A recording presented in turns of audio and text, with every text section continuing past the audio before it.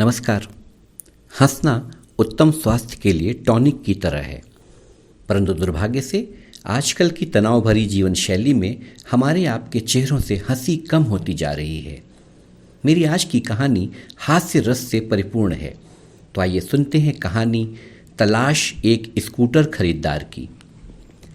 घर के बाहर उमेश लगातार अपनी स्कूटर में किक मार रहे थे, लेकिन आज एक बार फिर स्कूटर ने स्टार्ट होने से इनकार कर दिया था। थक हार कर उमेश उसे घर के अंदर खड़ी करके पैदल ही कार्यालय चले गए। शाम को कार्यालय से लौटने पर पत्नी और बच्चों ने उन्हें जमकर लताड़ लगाई और चेतावनी भरे लहजे में उन्हें समझाने की चेष्टा की कि 80 के दशक की इस बूढ़ी स्कूटर को बेचकर एक नई स्कूटी खरीद लेनी चाहिए। उमेश स्कूटर को लेकर प्रायः भावुक हो जाया करते थे। इसे उन्होंने नौकरी लगने के पश्चात किस्तों में खरीदा था। अमृता से विवाह के पश्चात वह और अमृता प्रायः शाम को इसी की सवारी का आनंद उठाते थे। बीते कई वर्षों से यह स्कूटर उमेश के सुख दुख का साथी था, लेकिन वक्त के निर्मम प्रहारों को सहते सहते अब शायद इसकी शक्ति जवाब दे चुकी थी। अंततः स्कूटर बेचने के फैसले पर भरे मन से उमेश की भी मुहर लग गई और अगले दिन ही अखबार में इसके लिए विज्ञापन दे दिया गया। अखबार में विज्ञापन दिए हुए एक सप्ताह बीत गए थे, लेकिन अभी तक उसके किसी खरीदार के दर्शन नहीं हुए थे। अमृता और बच्चे पूरे दिन खरीदार का इंतजार करते और शाम को मायूस हो जाते हैं। कहते हैं ना कि भगवान के घर देर है अंधेर नहीं। अगले दिन शाम को उनके घर एक खरीदार के दर्शन हुए। यह सुनील नामक महोदय लगभग 50 वर्ष के थे। उमेश से नमस्कार के बाद उन्होंने स्कूटर को देखने के उद्देश्य से कहा, ए महाराज, स्कूटरवा बेच रहे हैं तो थोड़ा दिखाइएगा। उमेश ने कहा, हाँ क्यों नहीं, और उन्हें स्कूटर के पास ले जाकर खड़ा कर दिया। स्कूटर को देखते ही सुनील जी ने कहा, दैया रे दैया, इतना पुराना स्कूटर। ए महाराज, ये चलता वलता है कि खाली यहीं खड़ा रहता है? उमेश तनिक क्रोध से बोले, कैसी बात कर रहे हैं आप? फर्स्ट क्लास चलता है। मैं तो अभी से बेचना ही नहीं चाह रहा था, लेकिन बच्चों की जिद है कि नई स्कूटी लेनी है, इसलिए मजबूरी में बेच रहे हैं। तब सुनील जी ने पुनः उमेश से कहा, जरा एक चबीवा दीजिए ना, थोड़ा चलाकर ट्रायल ले लें। उमेश ने उन्हें चाबी दी और भगवान से मन ही मन प्रार्थना करने लगे कि आज यह स्कूटर उनकी इज्जत बचा ले और एक किक में स्टार्ट हो जाए। भगवान ने उनकी प्रार्थना सुन ली और स्कूटर स्टार्ट हो गई। करीब 5 मिनट तक इसे चलाने के बाद सुनील जी लौटे और स्कूटर खड़ी करते हुए बोले, ये बताइए ए महाराज, ये हरनवा के अलावा इसमें सब कुछ बज रहा है, काहे भाई?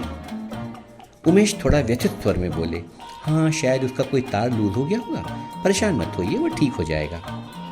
इस बार स्कूटर की सीट के उधड़े हुए फोम को देखकर सुनील जी बोले, ए महाराज माफ करिएगा, इस स्कूटरवा की गद्दीवा का फोम खाते हैं का आप? इस पर उमेश चिढ़कर बोले, कैसी बात कर रहे हैं आप, पुराना हो गया है फोम तो उधड़ जाएगा ही। इस पर वह बोले, बुरा मत मानिए, मेरा मतलब है ना, कुछ लोग का आदत होता है वो फोम को हाथ से नोचता रहता है। इस पर उमेश ने खरे शब्दों में कहा, कैसी बात कर रहे हैं आप सुनील जी, आपको खरीदना हो तो 8,000 रुपए की कीमत है, अन्यथा बहुत से ग्राहक आएंगे। इस पर स्कूटर पर भरपूर नजर डालकर सुनील जी बोले, 2,000 चलेगा?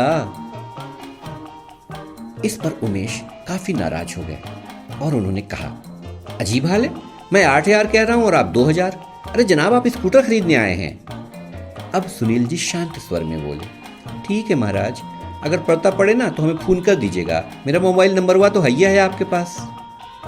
इतना कहकर वो चले गए। उमेश का हृदय चीत्कार कर रहा था। जिस स्कूटर को अपनी जान से भी ज्यादा वह चाहते थे, आज उसी के ऐसे दुर्दिन आ गए। अभी उमेश इन्हीं विचारों में खोए थे कि तभी अमृता ने आकर बताया कि लगता है दूसरे खरीदार भी आ गए। उमेश ने उठकर गेट खोला तो सामने धोती कुर्ता पहने लंबे कद के एक पुरुष को खड़े पाया। उमेश ने दोनों हाथ जोड़कर प्रश्नवाचक मुद्रा में उनसे पूछा, जी कहिए। प्रत्युत्तर में उस पुरुष ने कहा, क्या मैं श्रीमान उमेश जी से वार्तालाप कर रहा हूं? यह सुनकर उमेश थोड़ा घबराते हुए बोले, जी मैं ही उमेश हूं, और क्या आप स्कूटर खरीदने आए हैं?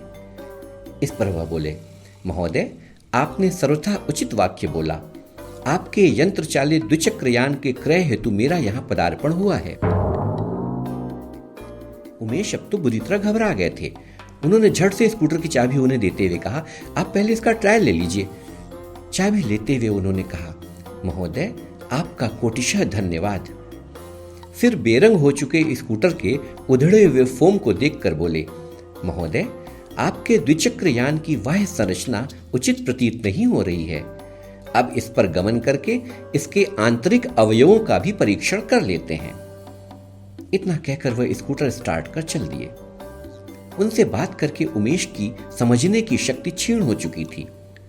करीब 10 मिनट बाद वे लौटे और स्कूटर को स्टैंड पर लगाते हुए बोले, महोदय इस यंत्र चालित द्विचक्र यान के गति सहायक समेकित उपकरण परिवर्तन के समय अवरुद्ध हो रहे हैं। उमेश को कुछ समझ में नहीं आया। उन्होंने इशारे से पूछा कि वे क्या कहना चाह रहे हैं।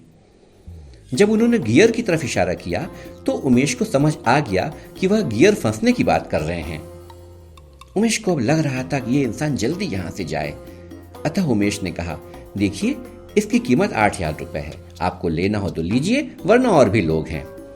इस पर वह बोले, 5 सहस्त्र रुपए तक का आदान प्रदान मैं इसके क्रय हेतु कर सकता हूं। अब उमेश लगभग चीखते हुए बोले, कैसे बोल रहे हैं आप? मैं हिंदी में बोल रहा हूं, आपको समझ में नहीं आ रहा। इस पर वह व्यथित वाणी में बोले, महानुभाव मेरी वाणी से आपको कष्ट पहुंचा, यह मेरे लिए अत्यंत खेद का विषय है। आप मेरी वाणी का भीगापन महसूस कर सकते हैं। आपने अपना बहुमूल्य समय मुझे प्रदान किया, उसके लिए आपका धन्यवाद। उमेश ने हाथ जोड़ा और भड़ाक से दरवाजा बंद कर लिया। उमेश के सर में दर्द होने लगा था। अमृता से 1 कप चाय की फरमाइश करके वह कुर्सी पर आंख मूंद कर बैठ गए। 5 मिनट बाद ही अमृता ने आकर बताया कि लगता है तीसरे खरीदार भी आ गए। बेमन से उमेश उठे और दरवाजा खोला। दरवाजा खोलते ही सामने एक चमचमाती कार देखकर वे चौंक गए और सोचने लगे कि भला एक कार वाले को उनकी सेकंड हैंड स्कूटर खरीदने की आवश्यकता क्यों पड़ गई। अभी वह कुछ और सोच पाते कि तभी सूट बूट पहने, टाई लगाए एक अफसर टाइप के जीव कार से उतरे। उमेश की ओर बढ़ते हुए उन्होंने पूछा, are you mister Umesh? Umesh बोले, जी जी सर मैं ही हूं। इस पर वह दोबारा बोले, where is your scooter? I want this for my servant. डरते डरते उमेश उन्हें स्कूटर के पास ले गए। स्कूटर देखते ही वे बोले, this is such a old model man, still you are riding on this. Umesh को उनकी अंग्रेजी से खींच हो रही थी। उन्होंने इतना ही कहा, जी सर। फिर उन साहब ने स्कूटर के हैंडल को अपने हाथ से मरोड़ा, स्कूटर की बॉडी को हल्के से अपने नुकीले जूतों से थपथपाया और स्कूटर में पता नहीं क्या क्या देखा। उमेश का क्रोध बढ़ता जा रहा था, सर तो दर्द हो ही रहा था। तभी स्कूटर की आधी काली हेडलाइट को देखकर उन्होंने उमेश से यह प्रश्न उछाला, mister Umesh, what is the function of half black headlight? Umesh ने भरकर उत्तर दिया, the same as the function of kite. वे अचकचा गए और बोले, व्हाट इज काइट? उमेश भी उसी सुर में बोले, जस्ट लाइक हेडलाइट। वे सब समझ गए और चिल्लाकर बोले, then go and fly your kites, और दंदनाते हुए कार में बैठकर वापस चले गए। अब तक आए खरीदारों से उमेश इतना परेशान हो गए थे कि उन्होंने अमृता से सख्त लहजे में कहा, अमृता अब यदि कोई आता है तो उसे कल आने को बोलना, मुझे खाना दे दो, इसके बाद मैं सीधे जाकर सो जाऊं। परेशान कर दिया इन खरीदारों ने। अगले दिन प्रातःकाल जब उमेश सोकर उठे तो उन्होंने सोचा कि आज कोई खरीदार आता है तो उसकी कीमत 6,000 रुपए कर देंगे।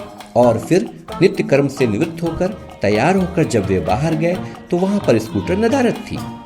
हैरान परेशान उमेश ने चारों ओर देखा, लेकिन स्कूटर कहीं नहीं दिखी। उन्होंने चिल्लाकर अमृता को आवाज लगाई, अमृता अपनी स्कूटर चोरी हो गई। अमृता भागी भागी आई। चारों ओर देखने पर भी उन्हें स्कूटर कहीं नहीं दिखी। अचानक उमेश को याद आया कि कल रात में भूलवश वह स्कूटर बाहर ही छोड़ दिए थे, परंतु अब उनके पास अफसोस करने के सिवाय कोई चारा नहीं बचा था। अमृता अलग बड़बड़ा रही थी, इससे बढ़िया तो हिंदी वाले को ही दे देते, कम से कम 5,000 रुपए तो दे ही रहा था, लेकिन लालच किए, अब भुगतो। 1 भी टका नहीं मिला और स्कूटर अलग से चली गई। अमृता के बड़बड़ाने से उमेश को भी हल्का क्रोध आ गया। और वे उसे झड़कते हुए बोले, क्या अनर्गल प्रलाप कर रही हो? अरे कैसा लालच, मैं तो उसे बेचने के पक्ष में था ही नहीं। तब तक मोहल्ले के 2-4 लोग भी एकत्र हो चुके थे। कुछ मिनटों तक स्कूटर चोरी का शोक मनाने के बाद सभी ने उमेश को यह राय दी कि औपचारिकता के लिए ही सही, लेकिन उमेश को स्कूटर चोरी की घटना पुलिस की जानकारी में लानी चाहिए और फिर स्कूटर को भूल जाना चाहिए। उमेश बहुत दुखी हो चुके थे। उन्होंने पुलिस स्टेशन जाने का निश्चय कर लिया। काफी कठिनाइयों के बाद उनकी स्कूटर चोरी की रिपोर्ट पुलिस स्टेशन में लिखी जा सकी। पुलिस इंस्पेक्टर का भी यही मानना था कि इतनी पुरानी स्कूटर मिलना लगभग असंभव है।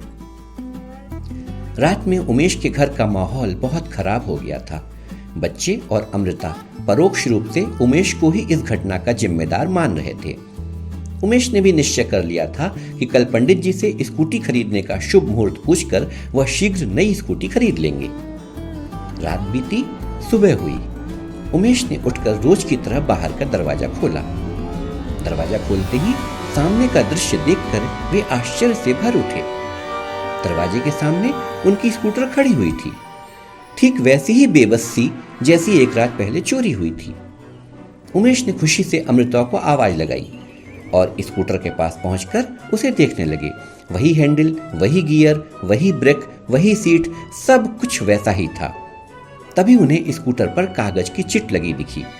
उन्होंने उसे निकाला, उसमें कुछ लिखा था। उमेश ने उसे पढ़ना शुरू किया। श्रीमान जी, हाँ, मैंने ही आपकी स्कूटर चोरी की थी। पोस्ट ग्रेजुएट होकर भी मैं बेरोजगार हूँ, लेकिन इतनी ज़्यादा खटारा स्कूटर आप चला पाते हैं, इसके लिए आप बधाई के पात्र हैं। पहले मुझे लगा कि इस खटारा कबाड़ गाड़ी को फेंक दूं, लेकिन मुझे लगा इसका मालिक धन्य है, अतः वापस कर रहा हूँ। और हाँ, एक बात और, घंटा घर पर राजा स्कूटर रिपेयरिंग सेंटर में मैंने स्कूटर का नंबर बता दिया है। आप आज जाकर वहाँ ठीक करा लीजिएगा। वहाँ पर आपका कोई पैसा भी नहीं लगेगा। आइंदा इतनी खटारा स्कूटर कभी मत चलाइएगा। तभी उमेश ने सुना कि मोहल्ले वाले स्कूटर मिलने की खुशी में उन्हें बधाई दे रहे थे और उनसे मिठाई की मांग कर रहे थे। उमेश मुस्कुराने लगे। बस यहीं पर समाप्त होती है आज की कहानी। इस कहानी का उद्देश्य सिर्फ मनोरंजन प्रदान करना था। अगले हफ्ते फिर मिलते हैं एक नई कहानी के साथ। तब तक आप खूब हंसते रहिए, हंसाते रहिए और अपना खूब ख्याल रखिए। नमस्कार।